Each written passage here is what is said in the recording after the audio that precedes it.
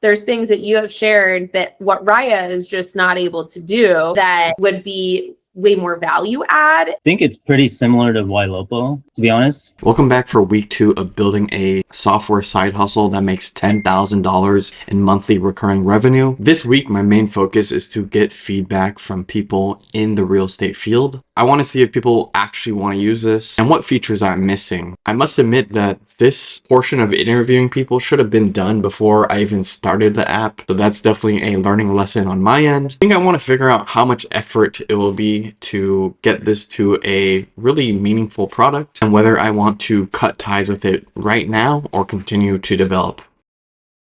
So I have 3 interviews set up with real estate agents on my brokerage team. I do have a real estate license and I'm on a team, but I'm really not like an active real estate agent. And I think I'm going to structure the interview in 2 parts. What their pain point is as a real estate agent, things that are annoying to do, things that are a time suck, or things that they have to do but they don't want to do as a real estate agent. So I'm going to keep the first part super open-ended, just kind of see what their pain points are as a real estate agent. In the second part, I'm going to go dive into my app, see what they can critique, or see if they would even use the app in the first place, and then dive into what features they would want to have on the app itself in order to actually use it and pay for it as a real estate agent.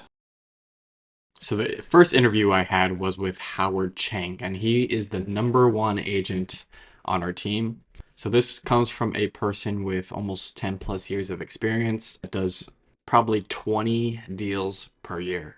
It's just that there's like not enough time in the day. That's why I started like delegating leads to people. Otherwise I would have just done it myself, but there's other people like claiming leads, other agents. So you have to like kind of race to like first to claim. And if I'm getting the lead but not servicing it well, it's kind of a waste because, what if they go to a different agent? That's why I say like I'm a little bottlenecked in that sense. This year I started like delegating some deals to people to help alleviate that. And making phone calls, reaching out to like doing follow-ups. I'm kind of bad at like time blocking right now. I should be only doing like lead generating, not follow-up, because those two are different things, right? But yeah, like I feel like these days I don't necessarily, I have like a lot of leads that I can't get to. So it's more like kind of follow-up and staying in front of people these days. And in a perfect world, I would be like calling my sphere maybe like once a quarter or once every like twice a year or something like that. I've been struggling with that too. So I mean, if you had like a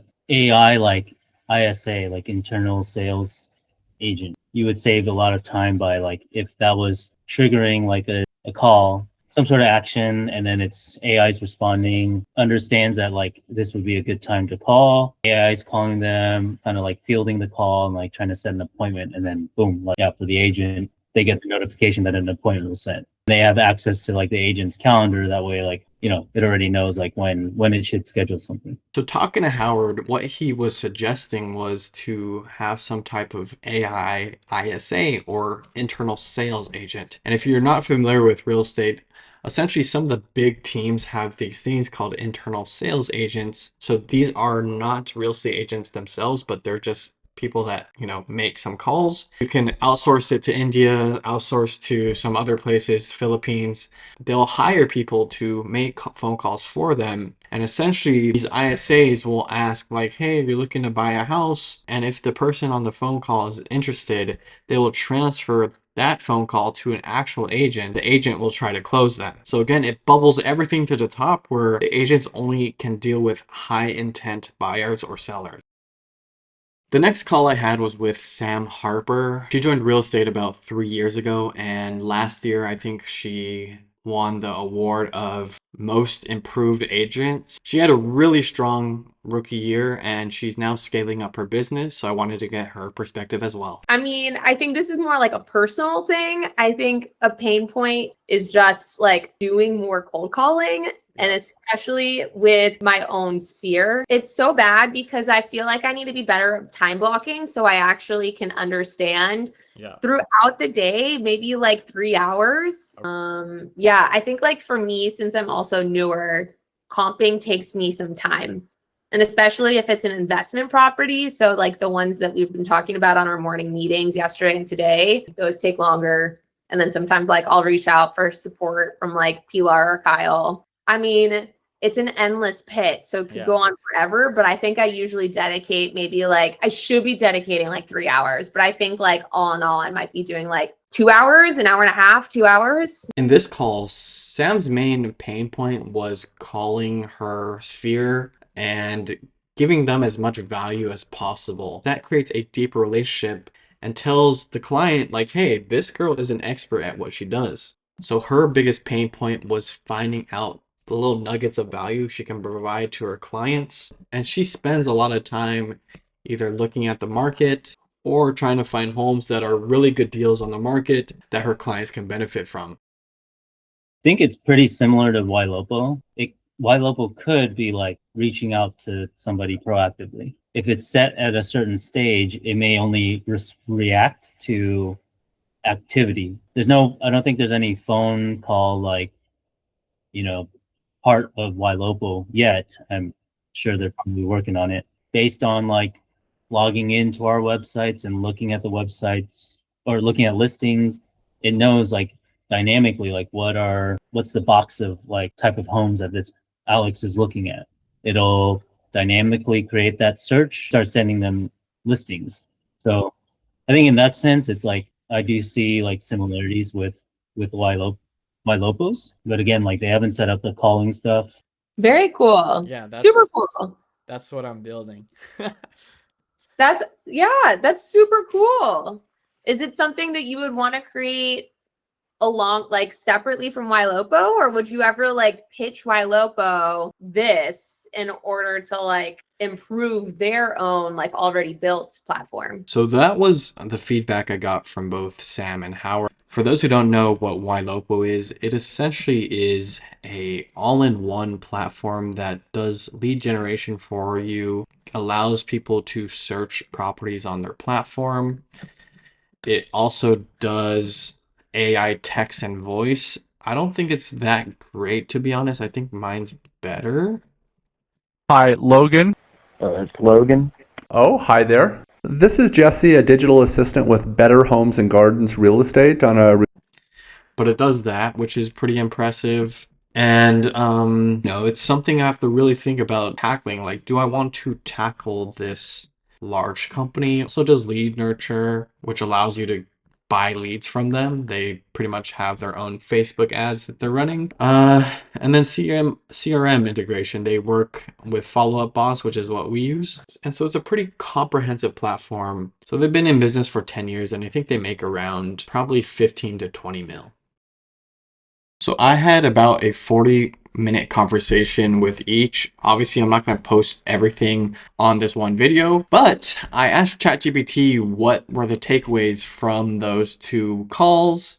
This is what I have. I took the transcripts from 2 of the different calls, and I asked Gemini to list the pain points the agents had, and then to analyze the software solution that addresses the pain point, list out the saturation of market, the estimated TAM, and the estimated time to create the app. And so scrolling way down past that and refining the query, I finally came to this table that lists the pain point, a proposed software solution, the upside of the solution, the market saturation, estimated TAM, and then the estimated time to create the app. So what I'm looking for here is to find market saturation to be low, estimated TAM to be high, as well as estimated time to create the app to be low as well. So I was going through these and I was pretty much trying to find moderate or low saturation. And so I found one here, which is a common pain point for real estate agents is the aversion to cold calling and sphere outreach. So I guess one feature could be the AI-driven personalization outreach or value-driven call scripts. My app actually does exactly this, except it doesn't cold call it cold text, which might be a feature I need to add later on. But this will reduce agent friction and outreach, makes sphere engagement more effective and comfortable. And then the estimated time is 6 to 18 months. So this one was on my list because I saw that it had a very moderate saturation. And then this one also had a moderate saturation that was also interesting. The problem they're trying to solve here is the inefficient lead prioritization, especially for Sphere. So pretty much it says that the AI can give a lead score for both online and sphere leads, and predictive analysis, probably based on like transcripting or triggers that say like, hey, this is a high value lead and they're ready to buy ASAP. So that was interesting as well. I mean, that seems like a much easier app to code, to be honest. I think with this problem, you would basically give the AI a transcript of your call, and then it will just rank call based on how likely this lead is to buy or sell their house. So this is moderate for online leads and lower for comprehensive sphere scoring. So that was definitely really eye-opening to see. I think the app will take much less than 6 to 18 months. But if I were to add some of these features in my app, that could be something really interesting. Now that I launched my app and I don't really have product market fit, the big question I have on my mind is to, number one, try to build out features to draw people in more, or number two, just kill the app altogether and focus on the next thing. So after thinking about this dilemma I had for several days, I think I finally came with a conclusion. If my goal is to make $10,000 in monthly recurring revenue, I think it's best to just see this project as is, start on new projects, learn to build MVP super fast, find a winning product. I can always come back to this. I think there is potential for valuable software in this space, but not at this right moment. I think like if I had the goal of making, 50,000 a month, I think my app with just as many features as YLopo can definitely get there, but it's going to take a long time. I don't know if it's worth it if I want to invest, 12 months of putting my blood, sweat, and tears into adding new features to see that maybe the app still doesn't get any users or is still not competitive with YLopo. I don't think it's worth it right now at my current state. If I can hit a baseline of $10,000 of side income in monthly recurring revenue, then maybe I can start going for more lofty goals and tackling software companies that have been entrenched in the real estate field for these past 10 years. But I think right now at this moment, there are just way better opportunities out there. So I think I'm gonna leave this project on pause for now and start working on another MVP.